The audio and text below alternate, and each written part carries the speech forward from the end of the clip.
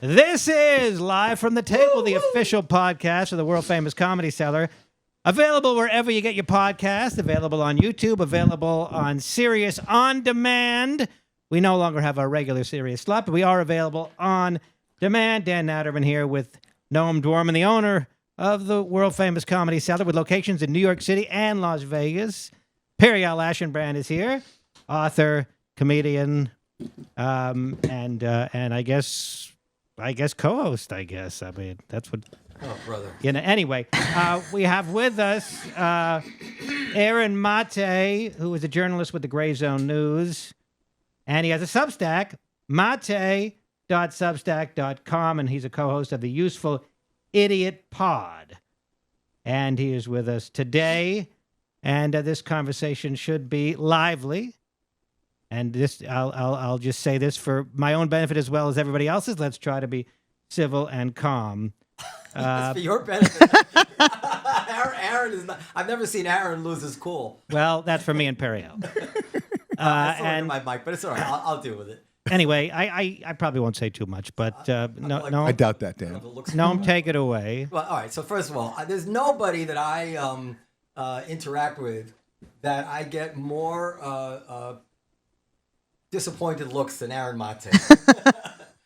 And because, like, I'll talk to Norman Finkelstein, who hates me now anyway, but, I'll say, well, I enjoy him, but I think he's nuts. I do think he's nuts, you don't have to. Good friend. I think he's a genius anyway. Yeah, I think he's quite bright. I've learned from him, but like the interactions I had with him, the way he went from 0 to 60, he started screaming names at me, and I didn't do anything. There was nothing but nice to him, and gave him the place for free one night for him in Cornell West, and then the way he tried to get his neighbor's son deported, anyway, he's volatile. Put it that way. Okay, I agree with that. Yes, I agree with you there. He is volatile. Yes. So I say, well, but I enjoy him. But and I don't know who else. But Aaron actually. First of all, I met Aaron before October 7th. Thank God. Yeah. Thank God we met before October 7th. And we liked each other. We were on the same side of the Russiagate stuff, and we socialized. And I continue to like him and be happy to see him when I do see him. And so I was in the car. I forgot about this till now. I was in the car dictating to my recorder app, which then transcribes. It's like just like my thoughts. There's 2 times I do good thinking. I don't know if you have to say in the shower and in the car. Mm-hmm. I don't know why that is. The shower is deceptive though, because lots of times I have thoughts in the shower or the steam room that I think are great, and then they turn out to be shit. How do you know? Because I write jokes in that environment that I think are great in that environment, and then when I try them, they never ever work ever. Well, okay, but I don't have that experience. I find that I'm very fluid and fluent in the shower, and then very often I write things down right after I get out of the shower, and I go back to them, and they're good. So anyway, but also when I was driving, and so I said, well, I kind of have to explain to the audience. I might talk a little bit up front, like why it is. Why platform this man? No, not platform. I get it. Like it's not even that. Like platforming, I don't even. I don't respect the idea that you shouldn't platform people. I don't like the idea that you should speak to people without skepticism of your own, stuff like that.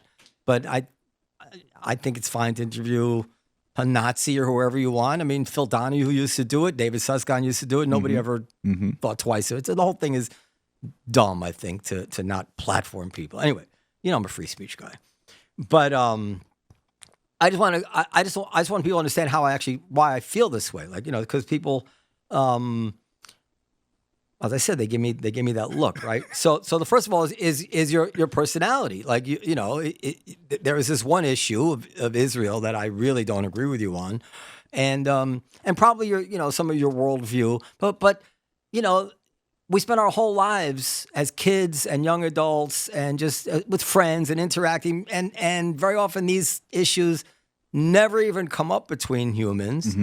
And, these should not break the bonds of relationships, families, friendships. I don't believe that. Not that there's no scenario where you can say, well, this is too much. But in general, I don't think they can. And especially with you, because you're always ready to talk about anything. We have I'm going to get to something else, but we have a mutual respect for backing up our facts and making our cases. And I listen to you, you listen to me, and you may think I'm out to lunch, but whatever it is, in some way, at least in our own minds and our own fantasies, we have the same devotion to the truth, right?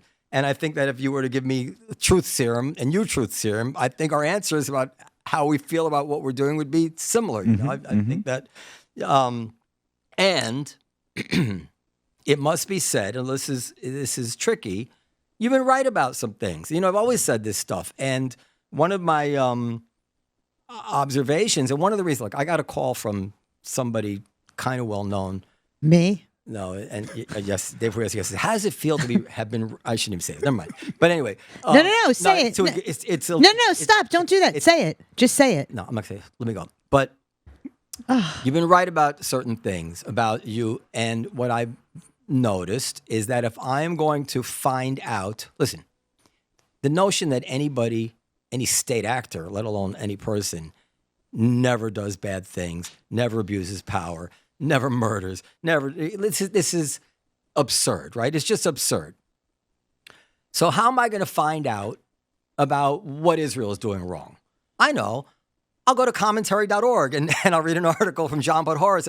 Right. So I know that's and you know, John Podhoretz is a hero of mine, but commentary does not exist to expose and take a deep dive into what Israel may or may not be doing right. Absolutely. So where am I going to get that from?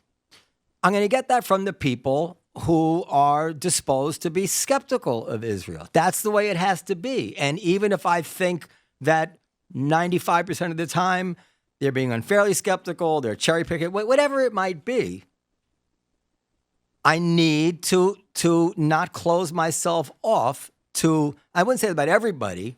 Like, I'm going to talk to you later about what you think about Candace Owens. I don't feel that way about Candace Owens because I think she's batshit crazy. And I think I could demonstrate that. Many moons ago, before they decided to establish Israel as a country, I know you've read like the short version in the classroom, and it was like, oh, the Holocaust happened, and then we realized that Israel needs a state. No, that's not how it went down. That's not how it went down at the F all, okay? Catholics and Christians were going missing on Passover, and then they would find bodies, okay, across Europe, and they were able to trace them back to Jews. Blood libel. They weren't Jews, okay? These were Frankists. And so just like Leo Frank killed Mary Fagin on Passover back in 1913 or 1914, I can't remember the exact date, he did it during Passover for a reason. This Frankist cult, which is masquerading behind Jews, still participates in this shit to this day, okay? Why would you want, as a small nation that is the size of New Jersey, okay, why would you want the pedophiles to flee there? Like, why would you want the pedophiles to be procreating? Unless the nation of Israel may have been established by some Frankists. And it's looking like Theodore Herzl's family was from the exact same area in Moravia and in Bohemia where the Frankist cult was founded. Crazy. And I'll be pleased if you would back me up on that. But you're not batshit crazy. And you're not saying that Israel was actually a refuge for the progeny of pedophiles who aren't actually even Jews. And you're not saying that Kamala Harris isn't black. She's actually Jewish. And, you're not saying. True. I'm not saying those things. You're not saying those things. Correct. And you know what? I mean, you could say the stuff you guys got right. But they were immediately right about pouring cold water about some of these, like, was it the ambulance drivers during who claimed they saw the sexual assaults or something like that? Oh, on October 7th? Yeah. It's a long story, but yeah, I mean, some of the sources for the claims of atrocities on October 7th come from this group called Zaka, which were shown to be false. Right. And that included, a few other people who took part in also the rape allegations as well. But there was also a lot of allegations by Zaka that proved to be true. They had video evidence of it. I mean, I'm familiar with it. I don't want to get into a tit for tat on Israel like we did last time. Not that I don't want to just talk any facts, but I do want to zoom out about it because the one thing that happened, I mentioned it to you when I saw you socially. we had a big argument about the 6-Day War. No. Yes. Yeah. But yeah. Okay. And I said, and I had my fact. The Jordan attack, Israel had no interest in the West Bank. It was unplanned. That Israel was actually afraid of an invasion. I went through the whole thing. And you kept saying to me, you have to read Avi Shlaim's The Iron Wall. You have to read Avi Shlaim's The Iron Wall. He's the guy. And I said, but Aaron, I looked all the stuff. I even had King Hussein's memoir where he took responsibility for the attack, But this is the matter. And this is where I would like to someday be able to get a meeting of the minds with you. So we went back to the book, Avi Shlaim, and I bought the book and I sent it to Aaron, and every single thing that I said was in this book. I mean, every single fact that I could. And I even have it here. And I wrote it to Aaron, and this is the thing. And Aaron said, oh, you're right. Actually, it does say that. You can look up the email. It does say those things. And then you did something which I would say defines the difference between me and you. You simply said, oh, I have some other sources. Rather than what I would have hoped, which was, oh, shit. This guy who's a left-wing historian, who I've always regarded as reliable and everything else, he's not saying what I thought was true. So, maybe, just maybe, I'm wrong. Maybe this narrative, maybe Noam was right about this part of the narrative. Now, it's an essential part of the narrative because it revolves around the very basis of the Arab-Israeli conflict that we have today. But this bothered me, and this is something that I see over and over, and this is what I want to get into with the Ukraine arguments, with the Israel arguments, and then just the final thing I'll say, I might have already said this, the final thing I'll say. I try to practice what I preach, and I've had on this podcast, when there were accusations that Israel was binding prisoners with such cruelty that they were having prison amputations of their limbs. I had on the reporter who broke that story when there was accusations that Israel was holding back aid in Gaza, causing food insecurity. I had on the reporter who broke that story. And most recently, when the New York Times had this story about the kids who were shot, the Palestinian babies who had bullets in their heads, we had Han Feroz, and we had a long conversation here, which is to say that when I read a story which makes my skin crawl or gives me that sick feeling in my heart, oh my God, could this be true? Could Israel have done something that I should be, that we should be so ashamed of? My first instinct is to take a deep breath and look into it and let the chips fall where they may. That's what I do. I forced myself to do it. The first time it was hard, and it became easier and easier. And I said to Aaron, why don't you do that? You can't think that Hamas, there's no shortage of terrible stories about stuff Hamas has been accused of doing. And Aaron said, and I was off the top of his head, so maybe he has a better answer to that. He says, well, I think the power differential makes that not appropriate. And that's a very interesting answer. And so why don't we start there? Well, let me start with the Avi Shlaim. Okay, you can start with Avi. So yes, you're correct on your show as a rhetorical, in the midst of a debate that I hadn't prepared for at all. Yeah. I miscited my source. I said that Avi Shlaim agrees with my view that it was Israel that provoked 1967, and 1967 was not a defensive war. And you're right. Going to the book, Avi Shlaim says that 1967 was a defensive war, so he agrees with your view. But that doesn't change my view that 1967 was provoked by Israel and that it was not a defensive war. I just got my source wrong. Right. But there's many Israeli sources that I think back up what I was saying. Not many, but well, here's the thing. I can read you some. I just looked. No, I know you can. That's actually my point. Listen, that's the thing I left out was in what I've learned is that in any conflict, long term, but even like a 2-year marriage, you can cobble together facts. Yes, you can to make any narrative that you want. And the question is which is more persuasive. Like, well, I'll tell you what's most persuasive always is a testimony against interest, meaning if I tell you I'm cheating on my wife, that's much more persuasive than I tell you I'm not cheating on my wife, right? If I say I'm not cheating on my wife, yeah. But if I say, you know what, I'm cheating on my wife, that's probably believable because it's so much again. So when you have very much a left-wing historian and highly respected historian among your peer group, true. Yes, giving chapter and verse of how this goes. Yes. If that doesn't cause at least you to straddle your opinion and say, you know what, at least I don't even know anymore. I used to think, no. But if Avi Shlaim, who is a historian, who's gone to the archives, and he's written it all out. Now, he's not some guy that, that's like an ultra crazy. He's not at all. Yeah. He's a very good historian. Highly respected. Even Benny Morris respects him, right? Yeah. For him to give such detail, for you just to disregard it, is simply bias, in my opinion. It is biased. Of course, there's bias. I mean, but everybody has a bias, and the question is my bias supported by facts? We don't want to get into a debate again about 1967 because I think I don't want to do that. Because even if you can read your source and I'll read mine. Because even if Israel was waging a defensive war, the question is why have they occupied it ever since and stolen more land and build up illegal settlements there?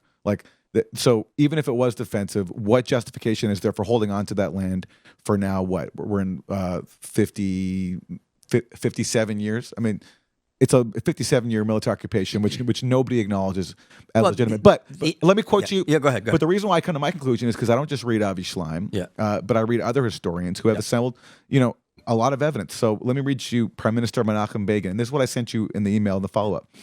He was in the cabinet in 1967. You can read that speech about... In June 1967, we again had a choice. The Egyptian army concentrations in the Sinai approaches do not prove that Nasser was really about to attack us. Yeah. We must be honest with ourselves. We decided to attack him. That's the Egyptian front. I'll just give you one more quote. This is from General Moshe Dayan, who was a top general in 1967. He's talking now about the Syria front, the other major front in 67. I know how, and this is from the New York Times, I know how at least 80% of, and he's talking about the period before Israel launched a Six-Day War. I know how at least 80% of the clashes there started. In my opinion, more than 80%, but let's talk about 80%. It went this way. We would send a tractor to plow some area where it wasn't possible to do anything in the demilitarized area and knew in advance the Syrians would start to shoot. Yeah. If they didn't shoot, we would tell the tractor to advance farther until in the end the Syrians would get annoyed and shoot. And then we would use artillery and later the Air Force also, and that's how it was. And that to me is part of a playbook laid out by early Zionist leaders like David Ben-Gurion, who said, yes, we'll publicly accept partition. This is 1947 now. We'll publicly accept partition, the UN mandate, the UN lines for Israel, but we're going to set the borders of our own state. And that's why they proceeded to ethnically cleanse Palestinians and then take more land in 67, which they've held on to ever since. I don't want to get in. I don't want to get into the whole thing. I just want to get into what we argued about. But I do acknowledge Avi Shlaim supports you. He agrees with your narrative. Yes. I don't remember the whole thing about that Syrian thing. I've heard it before, but the fact that that some mischief might have been going on at the border of Syria by Israel, or tit for tat mischief. But I'm sure the Syrians had their own games that they were playing back and forth. I can't. Diane says 80%. We started it. I really don't know. That's just this quote mining thing. But the Begin thing, anybody can look. Begin's point was not that Israel shouldn't have invaded in 67, or that Israel didn't have casus belli. They did legally. They did because Nasser had thrown the UN peacekeepers out, had blockaded the Straits of Tiran, and 110,000 people, troops massed.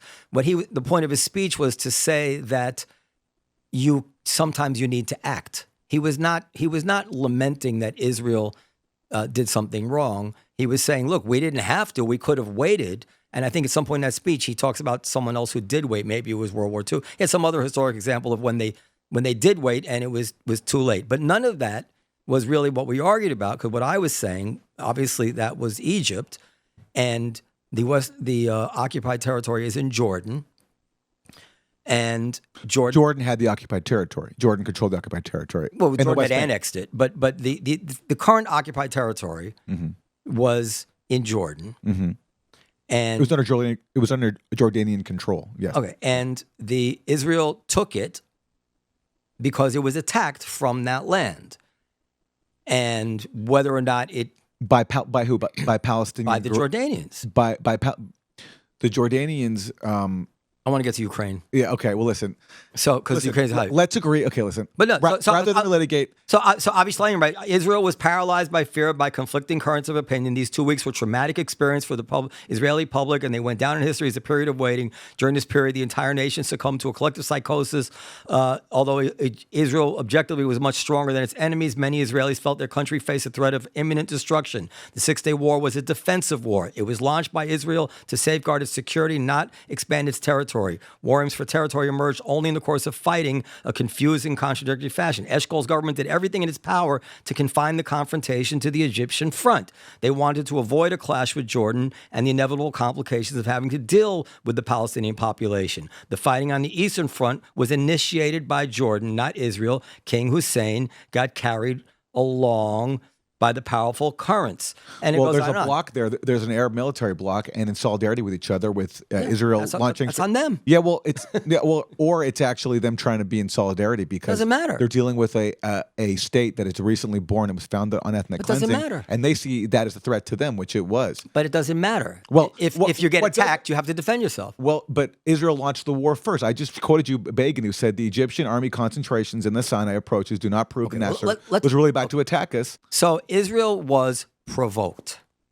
And they were not provoked in 1967 by some talk about Ukraine joining NATO at some point in the future, because Israel was provoked by the country that it was technically in a state of war with, amassing 110,000 troops on its border, throwing out the peacekeepers, and imposing an economic blockade, which again is a legal cause for war. And Israel then decided not to wait to be attacked, but to attack. Now, let's just imagine if in this case with Ukraine had amassed 100,000 troops on the border of Russia, was making noises about invading, had thrown out, whatever tripwires there might have been, and attempted some sort of economic blockade of Russia.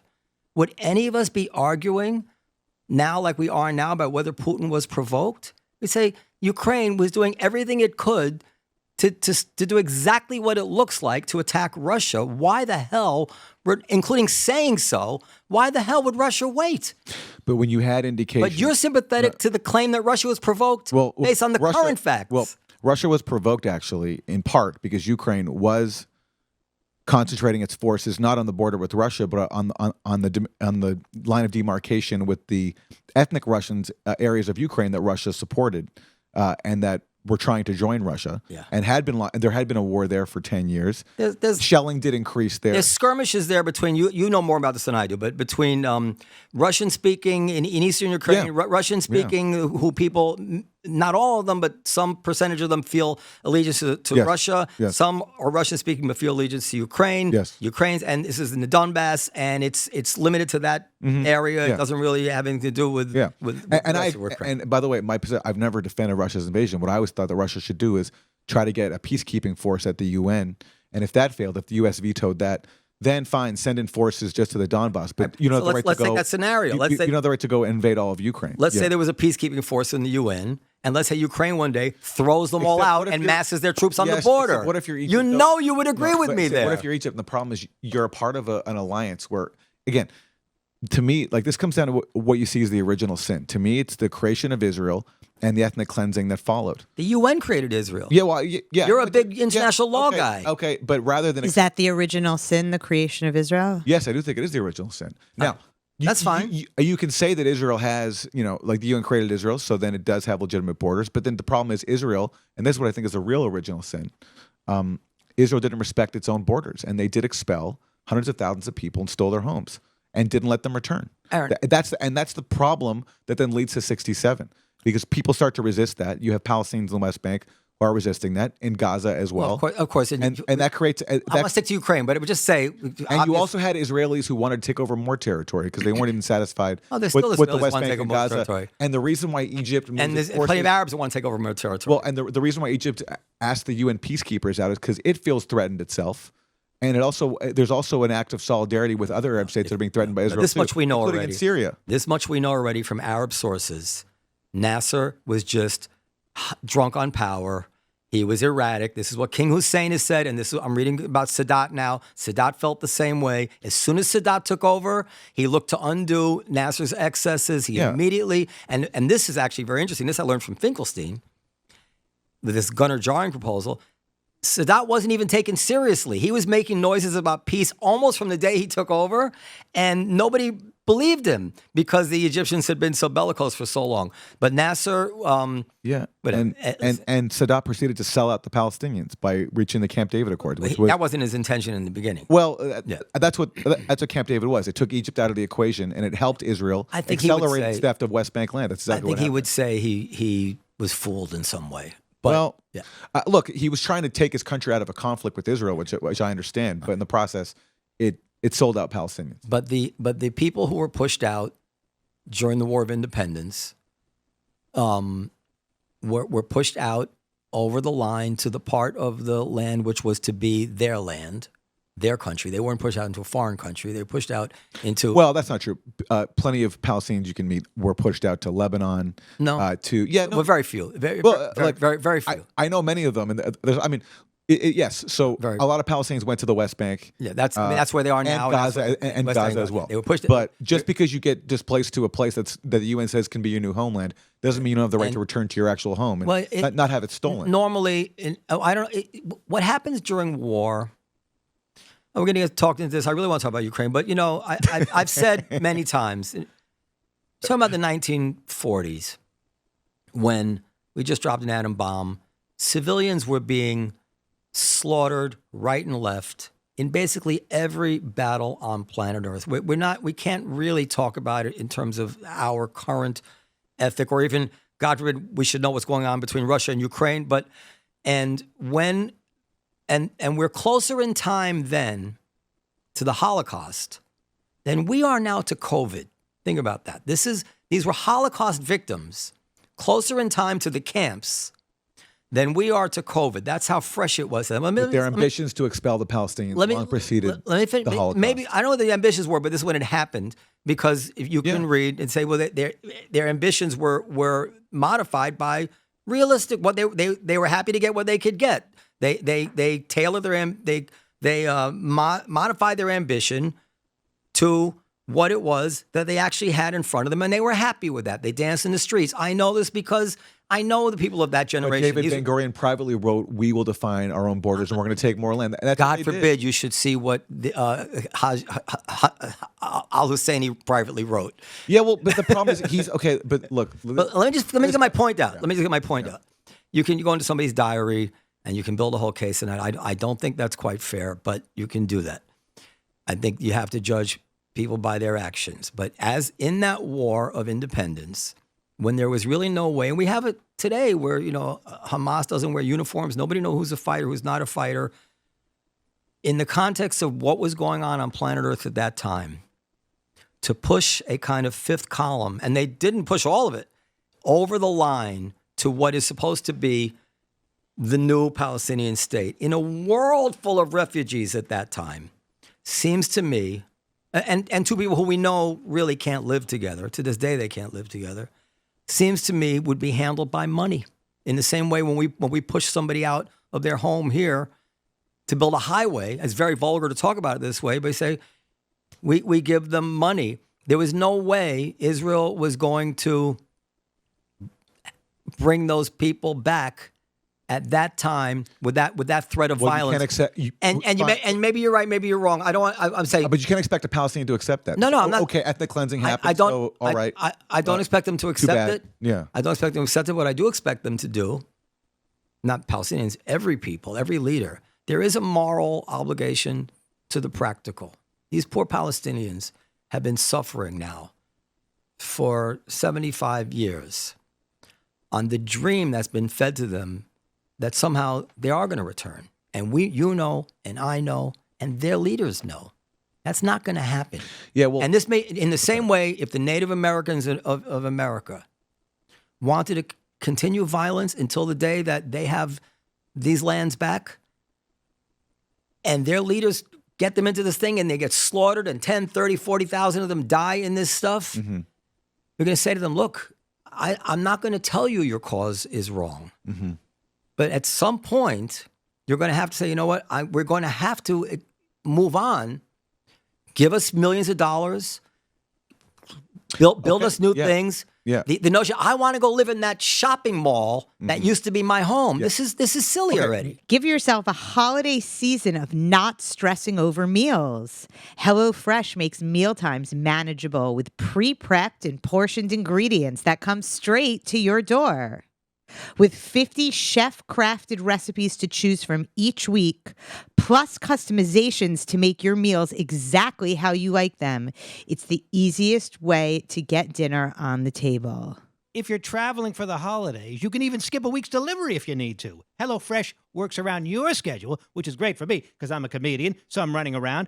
And I love the fact that it can work around my schedule. Spend your holiday season with family and friends and let HelloFresh worry about the meal times. Get 10 free meals at HelloFresh.com/freeseller. Applied across 7 boxes, new subscribers only, varies by plan. That's 10 free HelloFresh meals. Just go to HelloFresh.com/freeseller. where I partially agree with you is, I mean, I live on stolen land. I live here. It was taken from the indigenous peoples. So who am I to insist on an outcome in Palestine that has perfect justice, where every single person, Much less justifiably stolen. Well, was it stolen in a defensive war? well, again, I don't think there's any justification. You're not stealing indigenous to Palestinian land. America in any way.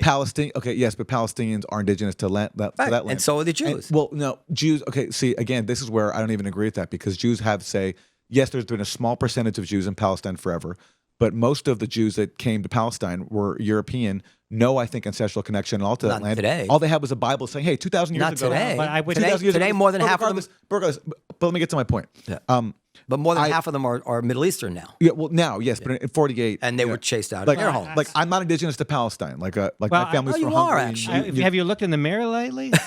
I mean, Aaron, you're not. I'm flattered. I'm flattered. Aaron, I'm flattered. I love. 500 years from now, Yeah. a black American will still be able to say, I'm indigenous to Africa. It's not, Okay, listen. yeah. This goes back way too far. Where I so Doesn't mean you have rights to it. So anyway, but ultimately, morally, to me, it's up to a Palestinian to decide whether or not they accept the theft of their land, and they have every right to keep resisting it. Now, but I agree with you that in a situation where now you have Israel, it's been a state now for almost 80 years. It has internationally recognized boundaries. Also has nuclear weapons, so it's going to be hard to undo the injustice of its creation and the ethnic cleansing. I do think there has to be a practical acceptance that it does exist. Like, that would be my advice. It is. Norman Finkelstein. Finkelstein was pro partition. But the problem is, why aren't you then criticizing Israel for refusing to accept its own internationally recognized borders? I do. And never. Okay, so we agree then, because Israel. So about the settlements. The settlements, and Israel's never agreed to accept the principle of Palestinian self-determination in a contiguous state. Even when Palestinian leaders, including the PLO and at times Hamas, hold on a second, let me finish. Even members of Hamas, including the recently assassinated Ismail Haniyeh, had said we would accept the state in the 1967 borders. No. Israel's so extreme that not even a dovish Israeli leader has ever accepted that. Aaron, I want to talk about Ukraine. So the lecturing should go to Israelis, not to Palestinians. Okay. Is Hamas, there's so much, this is the same thing as like our argument before. There is so much evidence out there of Hamas's grand plan to take every single inch of Israel in this October 7th fantasy that they had of everybody coming. They had Israel divided into cantons. Who was going to be expelled? Who was going to be kept? Who's going to be this? Is that realistic? Like, do you think Hamas really thinks that they're going to do that? I don't know. And Hamas is formally, Ismail Haniyeh said we would accept a state in 1967. Ready. So let me answer that. Rather than take them up on that, okay. Israel carried out a year-long genocide. I will answer that, and then I want to move to Ukraine. And a 2-decade-long blockade. Yeah. I want to answer and move on to Ukraine. Okay. There was one statement where the Hamas had said that they will accept Israel to withdraw to 67 boundaries. But what they also said is, however, we will never accept Israel as a state, meaning that Yeah. you can unilaterally move back to 67 borders, but we will not make peace with you. Sure. So Israel, so that's not, in other words, what they're saying is, listen, if you guys You're are right. ready to move back Yeah. to 67 borders, we're fine with it, but we will make zero concessions in return for it. That's nothing. Well, the concession is they're accepting the theft of 78% of their land. No, they're not accepting it Yes, because they said we will. The if you're- fight for all of Palestine will never end. If you're I can quote it to you. First of all, they In the same document. they proposed a long-term truce, like what's called a hudna, okay? And they said we'll accept the state in 22% of our historic homeland. If you're accepting a state in 22% of your historic homeland, you're tacitly accepting the boundaries outside that homeland, which is 78% They did. Israel. So They explicitly have. said. They explicitly said in that document They'll never. But they will not accept the boundaries outside. And of course, what complicates it. And let's get on to your what They complicates. didn't say they'll no one accept the boundaries. They said we'll accept the boundaries of 22%. What they won't do is recognize Israel as a Jewish state because that's their homeland. Why should they accept? No, they also said they will never end the battle for all of Palestine. They said they will struggle. There's something about struggling for yes, and like fair enough, they have the right to do that. But they're No, but then Israel doesn't have to give it like that. That's not how peace treaties work. but they're peace treaties are the end of a conflict.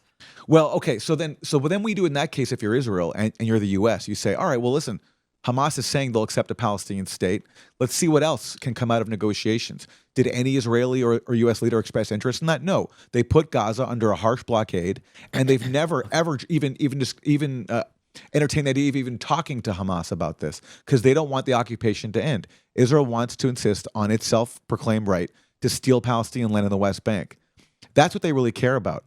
And that's why they keep accelerating the settlement expansion. So it's Israel that needs to actually recognize its own borders and accept that Palestinians, for a long time, and again, it's not just Hamas, there's also the PLO, 1988, formally accepted a Palestinian state in the West Bank and Gaza. Why didn't Israel take them up on that? Instead, they gave them the Oslo peace process, which was just an excuse to steal more land in the West Bank. That's why settlements doubled over the first 10 years of the so-called peace process. So it's Israel that's never shown good faith, and Israel that's never accepted the fundamental right that Palestinians have to self-determination. And even when they compromise and say, we'll take 22%, that's not good enough. So how can you make peace with that entity that won't even accept a Palestinian compromise? How about we do another episode where we go through the whole Clinton, all that, Sure. because Sure.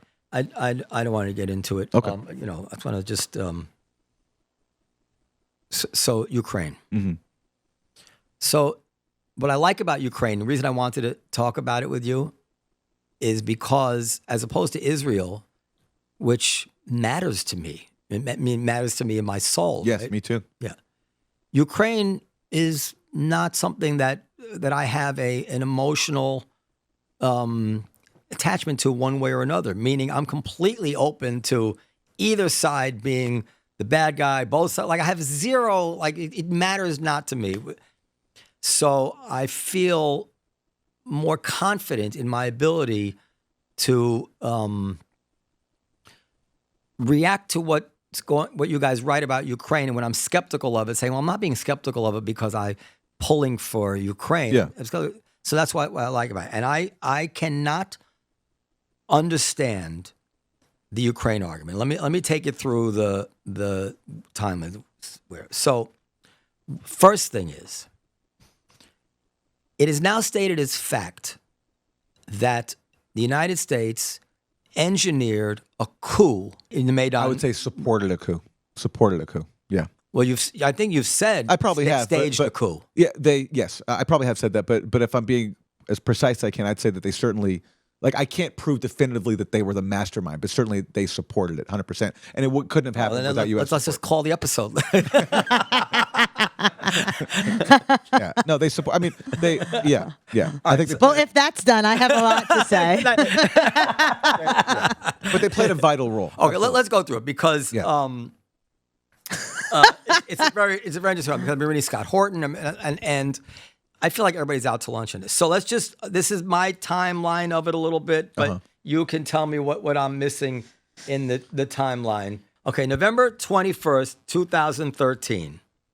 Yanukovych's government announces the suspension of the signing of the association agreement with the European Union. So Yanukovych had run for president of Ukraine. And Aaron, if I say something stupid, just correct me because I don't know this stuff. Okay, sure. And I cram for these exams with you, but I know that he was going to integrate Ukraine into the European Union, which is an economic relationship, correct? Yep, correct. And that's what he ran on. That's what everybody was expecting. And at the 0 hour, pressure was brought to bear one way or another, and he reneged on his promise to the people, right? And that was November 21st. Almost immediately, hundreds of thousands of people. It eventually swelled to 800,000 people. It's small at first, but yes, eventually it swells. Yeah. It swelled, but within 30 days, it swelled. Yeah. Started gathering in is it Maidan Square? What is it? Yeah. Yeah. Protesting this. Now, at that point, am I right that the United States government could not have orchestrated 800,000 people to protest? I agree they couldn't orchestrate that. Yeah. They could encourage it. They could. How would they even encourage it? Well, the U.S. spends a lot of money on soft power, which basically means like NGOs and media that encourage people to take part in activities that support U.S. foreign policy goals. And that certainly happened in Ukraine. A lot of money was invested inside Ukraine. Yeah, hundreds of millions of dollars. For 20, 30 years, we were giving money to, promote various things in Ukraine. Yeah. Foreign aid. Yeah. But this is in a very short time, having been able to bring 800,000. Well, is there any evidence that the United States did anything to bring out these people? Certainly, U.S.-supported NGOs and media networks promoted the Maidan protest. What did they do? They promoted it. It was on their airway. It was on their airwaves, and the people who were in Maidan Square, they were like meeting with U.S. officials. They were taking refuge in the Canadian embassy. But listen, I'm not saying that it was the U.S. that got all these people to come out. There was genuine anger inside Ukraine about Yanukovych's corruption and the fact that they were expecting him to sign this EU trade deal and that he backed away. The parts of the narrative that I think are misleading is that he wasn't pulling out of the deal. He just read the fine print and he got scared because basically the EU was asking him to accept really harsh austerity, to cut, fuel subsidies for people, which he knew, especially in the east of his country, would be really unpopular.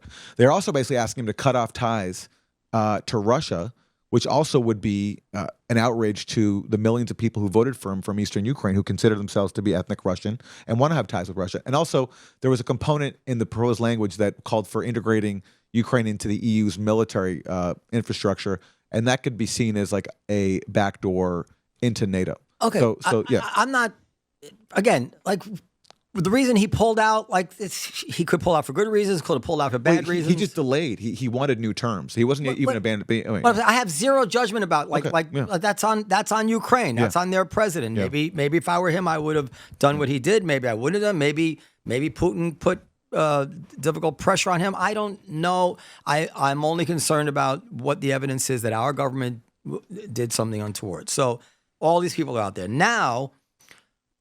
Basically, the evidence that we were up to no good was this Victoria Nuland phone call. There's a lot more than that. Okay, go yes. ahead. You Okay, yeah. Okay, well, for example, I recently interviewed a former Ukrainian official who worked with the Maidan movement. At the time, he was an aide to a member of parliament in Ukraine, and then he basically he got a job basically being the liaison between the Maidan movement and American politicians. So he met with Victoria Nuland and people like that, and the U.S. ambassador, Jeffrey Piet, and he reported to me, this is his claim, his name is Andrei Tilachenko. He said that he went and he witnessed basically a high level of coordination after December. So in November when the protests break out, no. But after December, when things really erupt, there's a high level of coordination because the U.S. sees an opportunity here to overthrow Yanukovych because Yanukovych was someone who also campaigned on neutrality for Ukraine, which was a major issue of contention. Ukraine's a very divided country, and there are elements that wanted to join NATO, but most of the country at that time did not support joining NATO, and Yanukovych, in line with that, and in line with the country's foundational declaration of state sovereignty, said, we're going to be a neutral country. And that's why the U.S. had an interest in overthrowing him, because the U.S., since 2008, had promised NATO membership to Ukraine. And so according to this one source, he says he witnessed a high level of coordination with the U.S., and there's other things as well. But we can get to that because the new line. So listen, I'm skeptical of these, one-off sources that say this, say that, because, this is such a silly thing to say. But just in my own life, trying to unwind something, there's always somebody says this, somebody says that. If you're talking about something of major proportion, then there has to be ought to be, common sense tells us, a major amount of evidence. Yeah, fair enough. And It's one person guy you're saying right. something Yeah. is just, Well, could be. there are other people as well, but you're right. I am just quoting one person. So, and then, people were shot. When people started getting killed, Yanukovych fled the country. Uh-huh. And then we're going to go back now. And then there was an election that everybody, international observers, said was fair. And so what is the evidence of a coup? Yanukovych didn't have to leave the country. Okay. Well, the evidence of a coup. But I want to get to the Nuland phone call because this is... But before that, there's an important thing with Yanukovych fleeing. First of all, he fled, he says, under the threat of violence, which was fair because what happened was the EU brokered an agreement after the Maidan massacre, where I agree with Ivan Khachinovsky. And in fact, there was a ruling in that Ukrainian case recently which bolstered Ivan Khachinovsky's findings that it was basically carried out by pro-Maidan forces, not by the government. I read that ruling. That's a total misread of that case. I read there's an interview with the judge a year ago. I'm quoting now. This is from a Ukrainian court. The court found that the evidence, quote, was quite sufficient to conclude categorically, unquote, that the shots were fired from the, quote, premises of the Hotel Ukrainia.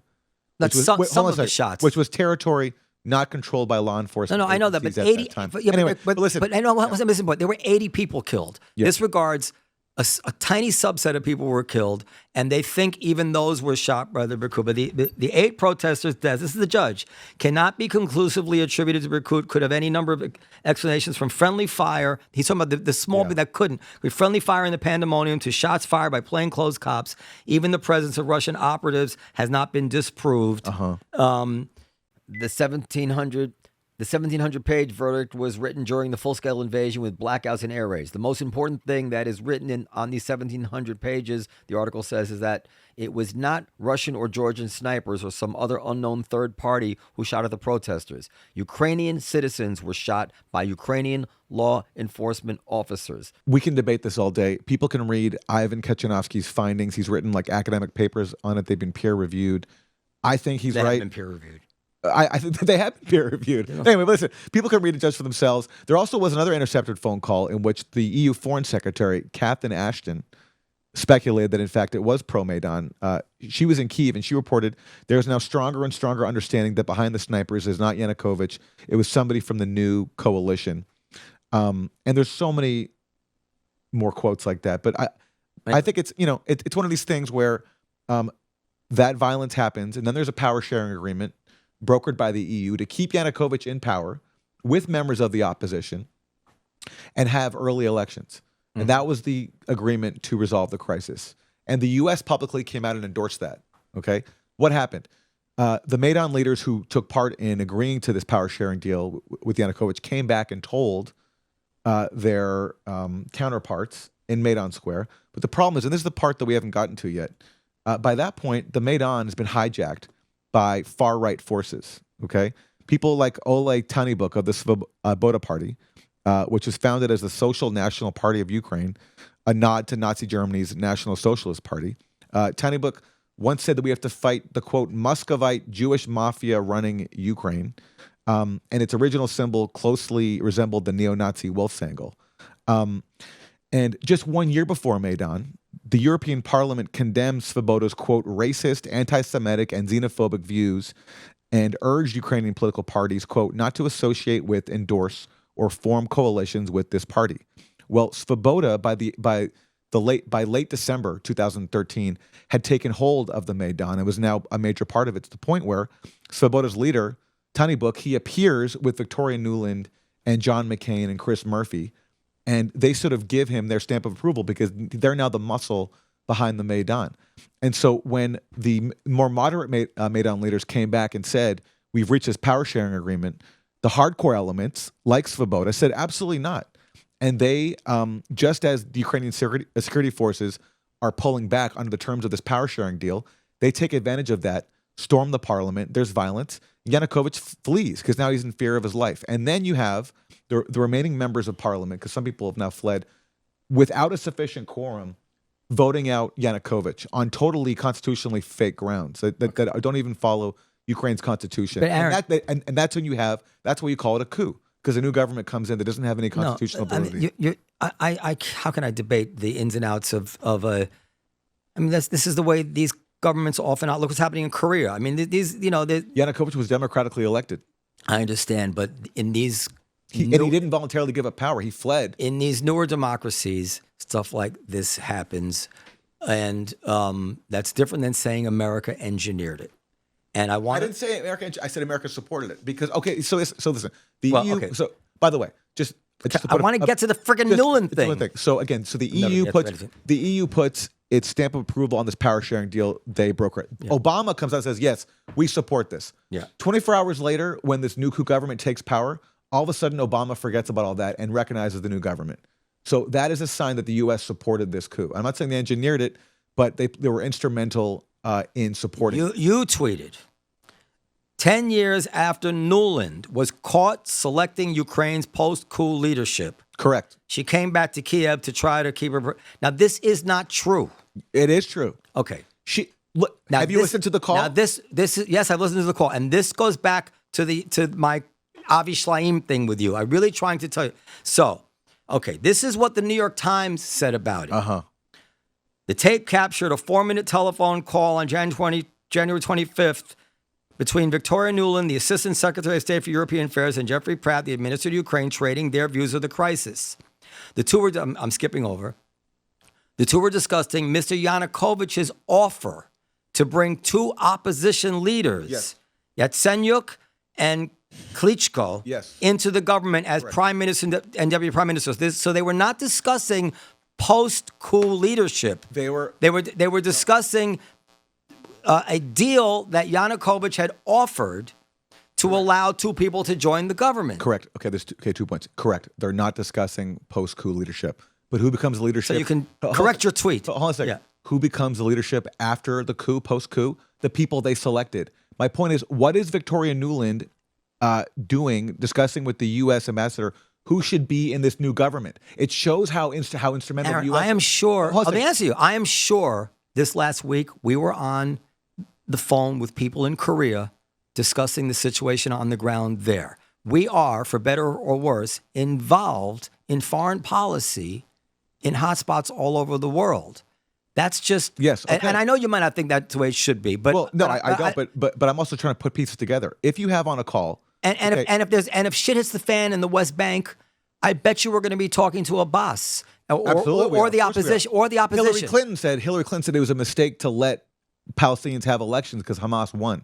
So yes, of course we give ourselves the right to interfere. But what I'm saying is, but put aside like morality. What I'm saying is the fact that you have a call in which Victoria Nuland and the U.S. ambassador are selecting who should be they're discussing. Read rather than the New York Times account. Read the transcript. Okay. Well, okay. I'll give you some quotes. Okay. Now, Nuland says that Tiny Book, the aforementioned leader of the neo-Nazi party, Svoboda, she says he'd be a problem in office. And she doesn't explain why, but it's pretty obvious because he's a neo-Nazi. So she says he'd be better, quote, on the outside. And then they're talking about Klitschko. Okay, he's the more moderate Maidan member who actually was negotiating the power sharing agreement. But then what does Nuland say? I don't think Klitsch should go into government. I don't think it's necessary. I don't think it's a good idea. Okay, and one of the problems is that Klitschko is friendly with the European Union, and that's why Nuland says, fuck the EU, okay, on that call. And then they decide, there's this technocrat, a neoliberal named Arseniy Yatsenyuk, and Nuland says, quote, I think Yats is the guy. So what business do we have selecting who should be in a power sharing agreement with the Ukrainian government unless we're playing a really shady and I think nefarious role in that coup? And that's why after the coup, who becomes the new prime minister? Yatsenyuk, the same guy who Nuland says was the guy. Does the prime minister have that much power in Ukraine, or is it? Yes, I mean, who is the current prime minister? I don't know the current prime minister. that says a lot. But Yatsenyuk actually had a lot of power because he presided over the very same economic austerity policies that the U.S. wanted to impose on Ukraine. He cut pensions just as the U.S. wanted him to. So that's why Nuland saw him as the guy. But if Yanukovych was going to remain in power, if the subject of this Nuland phone call was still a regime headed by Yanukovych, it's quite far from the coup that you're describing. It's some involvement, There's shit going on. I'm not an expert on foreign policy. I would need to know how this differs from other places in the world where we have our nose. But the fact is that they were not selecting a post-coup government because there was no post-government being contemplated. They wound up selecting the post-coup. Now, that too, it shows their influence. Now, who agrees with me? This is the interesting. Avi Schleim? No. Yes. Who agrees with me? Ivan, what's his last name? Ivan Kachanovsky. Yeah. Can you play the video? Okay. Can I make a point first? While he's bringing it up. Robert Wright, Ivan Kachanovsky video. Go ahead. If you have a series of events where Nuland is selecting who should be the Ukrainians in a government. You mentioned Victoria. Wait till you're ready. What's the matter with you guys? Then you have that power sharing agreement undermined and the actual government overthrown. And then you have the U.S. all of a sudden welcoming that coup, not criticizing, not saying, hey, what about this power sharing agreement that the EU just brokered, and saying we recognize the new coup government. And in the new coup government happens to be the prime minister is headed by Yatsenyuk, who Nuland said was the guy, after excluding other people from office. You can see a series of events in the show. The U.S. had a very instrumental role in backing the same forces that staged a coup. Well, Aaron, and this is something else I want to talk about and also. You mentioned what the hell is going on? That there's two sides to a conversation. One side is the fact that we're involved, and the other side is that somebody on the other end is obviously wants us involved in some way. And that gets interesting. And this goes back to, I'm just going to touch on it now, but I don't want to get sidetracked by it. This whole notion that our leaders were naive about what the consequences would be through the Russians' eyes, through Putin's eyes, of our nosing around in Ukraine or talking about them someday joining NATO. But of course, the Ukrainians themselves are not naive. They understood, certainly, very well how this issue was neuralgic for Russia and Putin. And yet, I'm tempted to call it bravery, and yet this was the path they wanted to go down. Who's they? The majority of the country? Because if you look at polls at the time, Yanukovych was still the most popular politician, and a majority of the country until he switched the. No, listen. At the time he was overthrown, he was still the most popular politician. But I'm talking. And the majority of the country did not support the Maidan movement. So you can't speak. No, actually, I think the majority. No, they didn't. No, they didn't. But anyway, this is. I can read. We can go back to that. Washington Post. We can go back to that. Let me show you what Ukraine is a monolith. Yes. Okay. So this is what. Now this is Avi Schleim, because, and this gets me about you. Is that this is a guy who you use as a source all the time. Yes, I do. Now, if he's going to say something that doesn't comport with what you thought prior, I demand that you then say, you know what? I can't just use him when I feel like it. Yes, I can. But anyway, okay. Let's see what he go back to 000. Are you all the way at the beginning? Yeah. Okay. Go ahead. Play it. And you mentioned Victoria Nuland, and of course, something that has gotten some attention is that someone, presumably Russia, secretly taped a conversation she had with the U.S. ambassador to Ukraine. I don't know when exactly it happens, but they are discussing January who they want to be, which specific Ukrainian politicians they want to lead the government after, presumably after Yanukovych steps down. Yes, I think it's important. I also researched this issue, and I think it's very likely it was recorded and leaked by Russian intelligence, specifically to kind of implicate the United States, but also it was often misrepresented because according to this phone call, they were discussing not kind of, I don't think they were discussing Ukrainian government rupture over of Yanukovych. They were talking about basically proposal by Yanukovych at the time, a few weeks before the Maidan massacre, to basically offer positions in his government to Maidan opposition leaders. And so specifically, he even was willing to make Yatsenyuk prime minister of his government, and also to include Klitschko, who was another Maidan leader, in his government, basically. And this is why they had discussion between. All right, that's it. Okay, so basically, my tweet was not worded as accurately as it could have, and what I should, and like, because it's not you, Aaron. I don't, because what he just said is exactly like what I just said before this clip. I said, by the way, this is why I like you. They're talking about. This is why I get along with you. They're talking about who should be in this power sharing government. an agreement they immediately undermined when the coup happened. And what I should have said in that tweet is, when Victoria Nuland was selecting the people who ended up being the leaders of the post-coup government, not selecting the post-coup government. But yes, that's fine. Yeah. But as you know, and Tucker and Greenwald, and they all talk about this as if this is I mean, Tucker has said we have clear, convincing evidence and detailed evidence that we engineered a coup in Ukraine, and they refer to the Nuland phone call all the time. And I say we supported a coup because we're picking. Yeah, who are we to decide who should be in the Ukrainian government? What business is it ours? Supporting a coup, unless we're playing a major role. Supporting a coup is different than engineering a coup, and calling it a coup. You know, the word coup it has a specific definition. Yeah, he was democratically elected. Government, he was overthrown. It is perfectly plausible that if the United States had not had a single conversation, that this whole thing in Ukraine could have played out exactly the same way. No one has presented to me, and again, this is what I don't have any stake in it. I'm happy to believe not like we've never been involved in a coup. No one said to me, listen, yes, if not the United States, this would have never happened because the United States did this or the United States did that. All I've been told was, the United States was on the phone with the opposition leader discussing a deal that Yanukovych had offered to to bring an opposition leader into his cabinet, as it were. However, the protests were organic.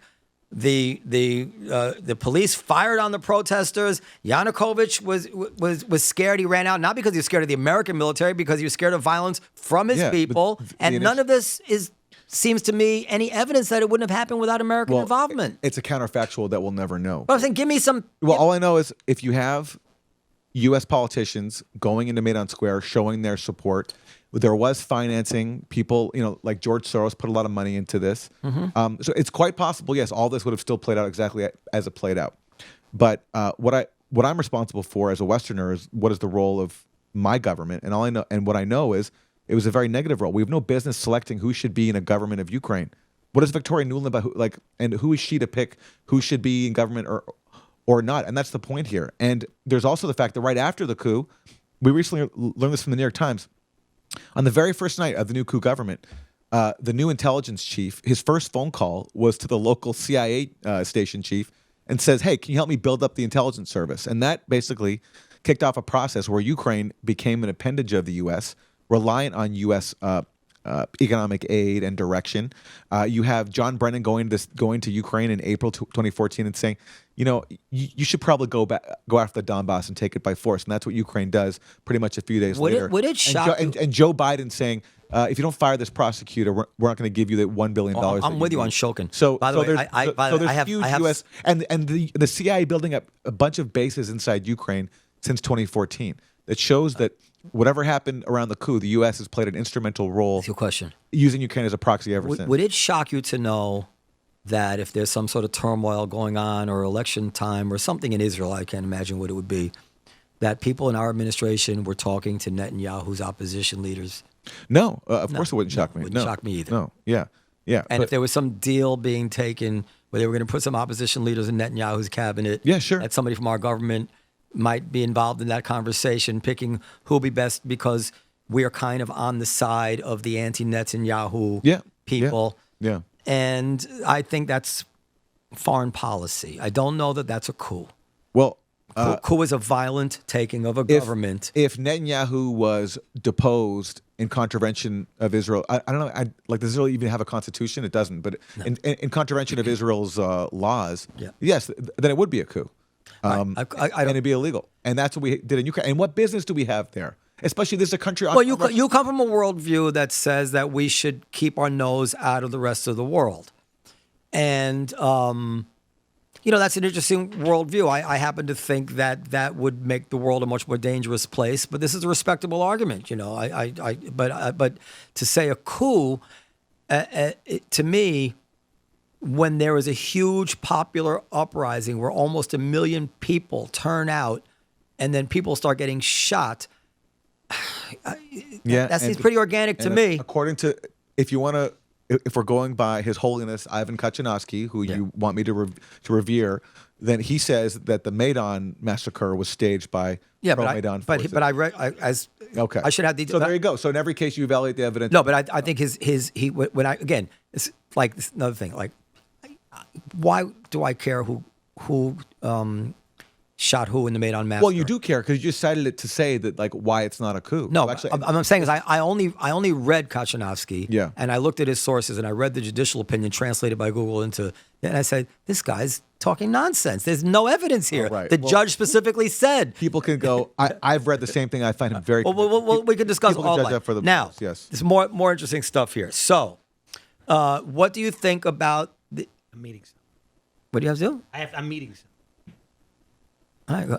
What do you think about the? Are you worried about World War III now that we've given missile that allowed? So this is this is insane. The people on your side of this issue, you need to reel them in. Tucker, even Glenn Greenwald, they're talking crazy talk, and They're worried about nuclear war. yeah, but How's that crazy talk? because can you play Mearsheimer?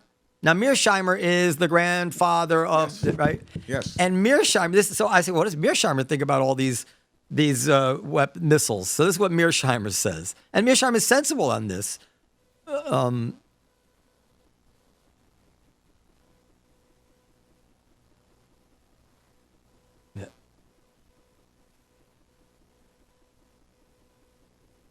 But the fact is that Putin is in the driver's seat on the battlefield at this point in time. The Russians are doing very well. And the use of these ATACMS doesn't threaten Russia and Russia's fortunes on the battlefield in any meaningful way. So I don't think he's going to use nuclear weapons, period. But you want to be aware that that possibility is always there. The Russians are in the driver's seat. They're doing very well on the battlefield. And there's no real incentive, given the course of the war, for the Russians to change their behavior in a significant way, especially with the Trump administration coming in 2 months. So I don't think at this point that Putin is going to significantly up the ante. In terms of effects on the battlefield, this hardly matters at all. Right. ATACMS are, what do they have? 50 ATACMS. They've already used 6 of them, so they have 44 ATACMS left. What are they going to do with 44 ATACMS? By almost all accounts, the Russians have launched somewhere on the order of 6,000 ballistic missiles in campaign over this war. As we all know, the Ukrainians are still fighting. Those 6,000 ballistic missiles didn't knock them out. What are 50 ATACMS going to do? All right, so let me just say before you answer that, just so, as a matter of conscience, I kept in that one little statement where he said, we should always be mindful of the nuclear threat. That was really referring to the overall war, like what Putin might do if he was in a bad situation. I didn't feel right cutting it out of the sentence because, as a matter of conscience, I left it in. But you can hear from the over and over number of times he said it. Mearsheimer does not think this is an important turning point in any way. He doesn't think it ups the ante. He doesn't think it increases the tension or makes nuclear war any more likely. And as a matter of fact, he alludes to a very smart point, which is everybody kind of expects Trump to want to impose a deal. Mm-hmm. Why 2 months out now would they go to nuclear war and incinerate the world when they likely expect to make a deal with Trump? But yet, people like Tucker and Glenn Greenwald are saying crazy stuff. Well, I haven't seen what they've said. All right, good. I'm glad you asked. So can we play Tucker World War III, please? Okay. and then both the 2 Tucker ones.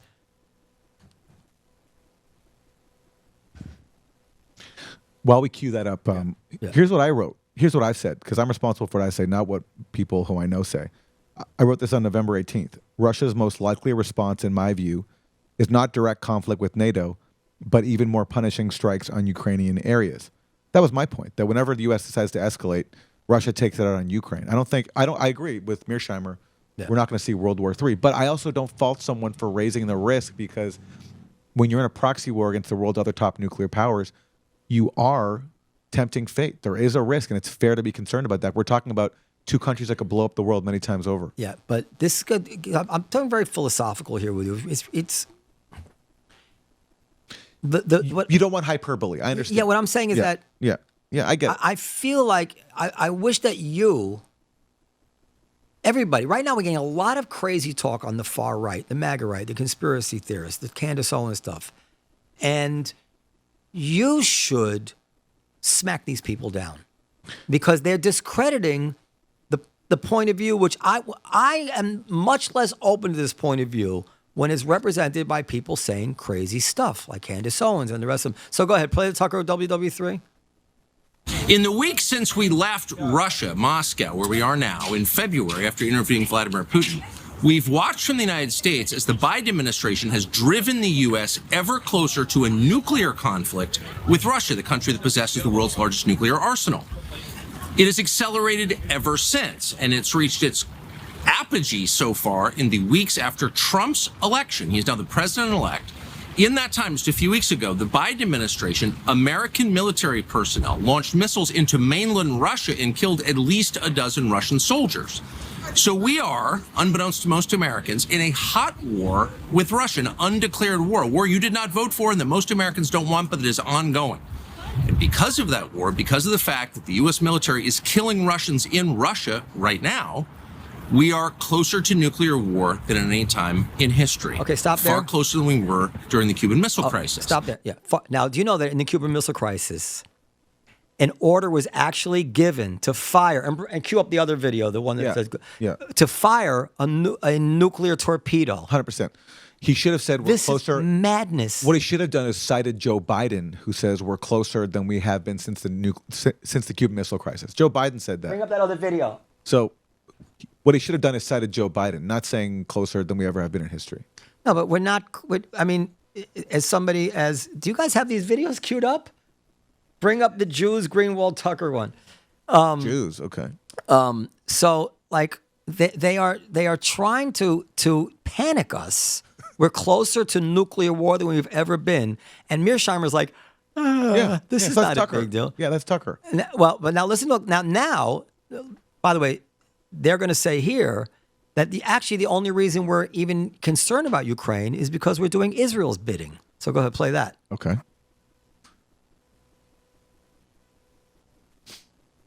Even before Russiagate in 2016, they had an obsession with Russia.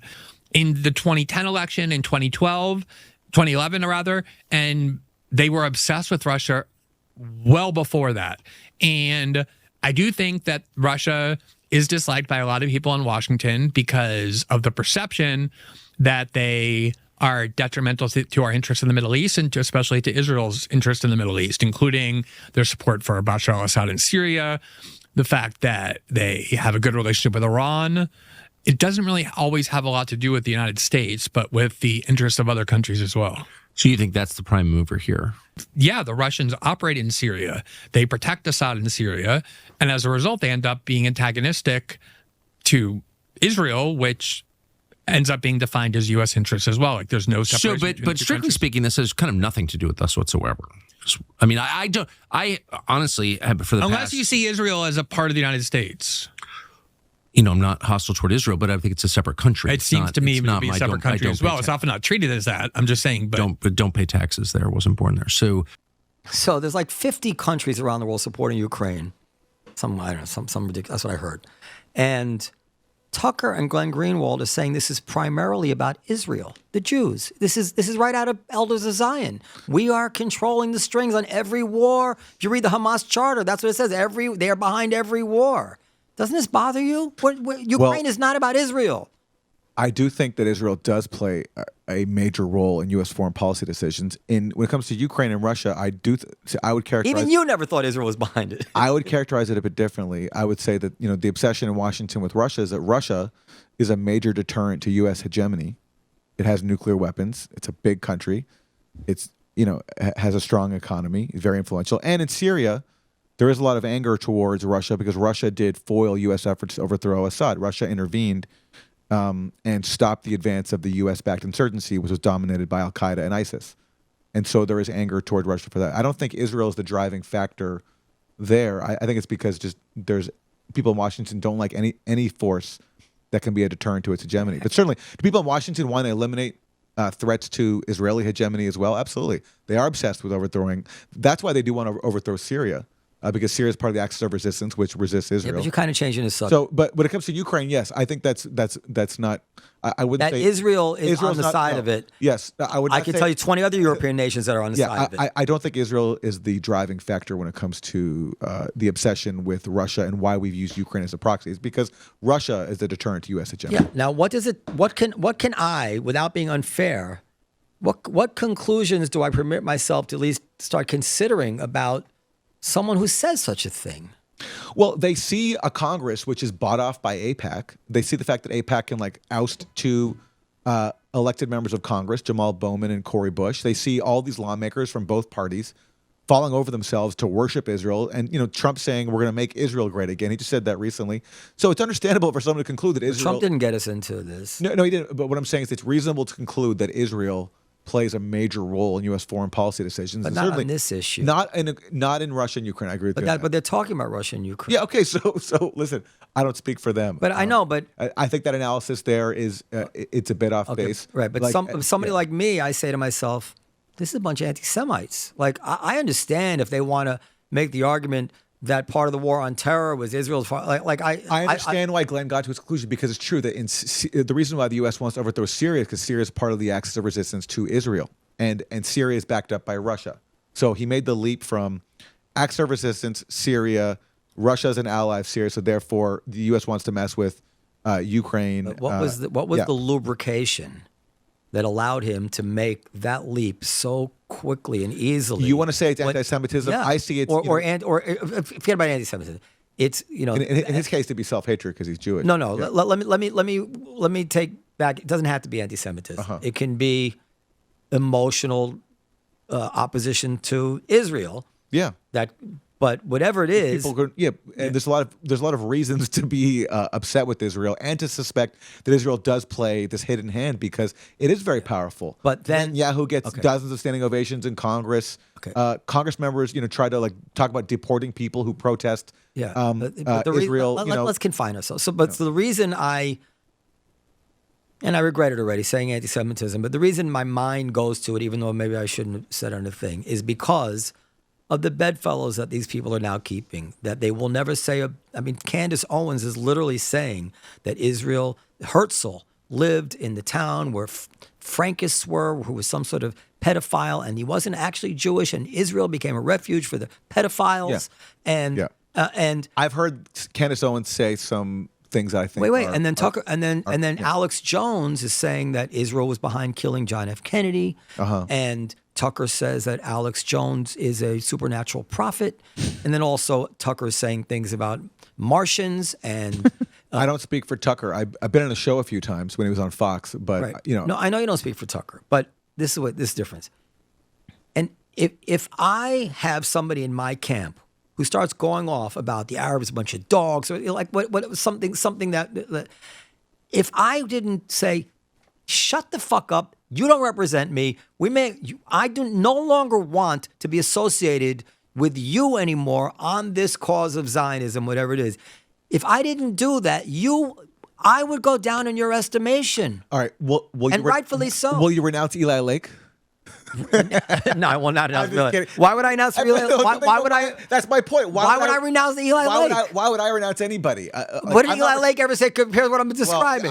Listen, I don't want to listen. I don't know why you regret. Eli Lake. I don't know. I love Eli Lake too, for the record. I don't know why you're saying it's such a far jump to assume that there's some anti-Semitism swirling around. Because you shouldn't say that.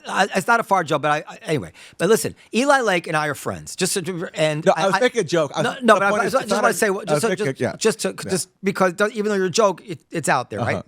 I want to let you know that in our private conversations, in our Jew to Jew, Zionist to Zionist private conversations, he would hang up on me if I uttered something bigoted like that. I'm telling you, that's the way he is. Yeah, okay. But I have nothing to do with Candace Owens. Yeah. No, but she's associated with this Ukraine position and undermines the credibility of the whole. But what does that have to do with me? What am I going to go out there denouncing people who happen to agree with me on some narrow issues? What a waste of time. No, it's not a waste of time. Am I the United Nations? Well, let me tell you. Are you responsible for denouncing every single Zionist? I think you should, but it's are you responsible for that? No. No, but this is I'm making a practical argument too, which is that if there's a cast of characters that is generally associated with this No, issue, I don't agree with that. I'm not responsible for that. no, and you want me, who doesn't have an emotional involvement in this issue, to be convinced by it. I can't help it. I look at the people who are saying this, Tucker, and I say, I see these guys, and I see their lack of integrity on so many matters. How can I trust them on anything?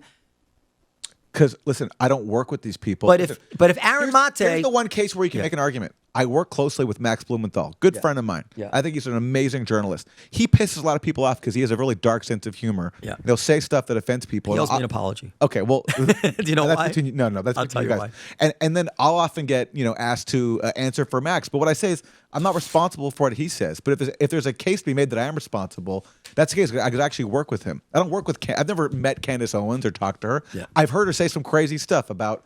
I also heard talking about the one thing I heard her say, which made me never want to listen to her again. Even though I appreciate that she's spoken out against Zionists like Ben Shapiro, I do appreciate that. But she said something about how come we don't talk about the Holocaust of Christians in the Soviet Union, which is carried out by Bolshevik Jews. So I heard that. And I hope I'm quoting her right, because maybe I'm misremembering.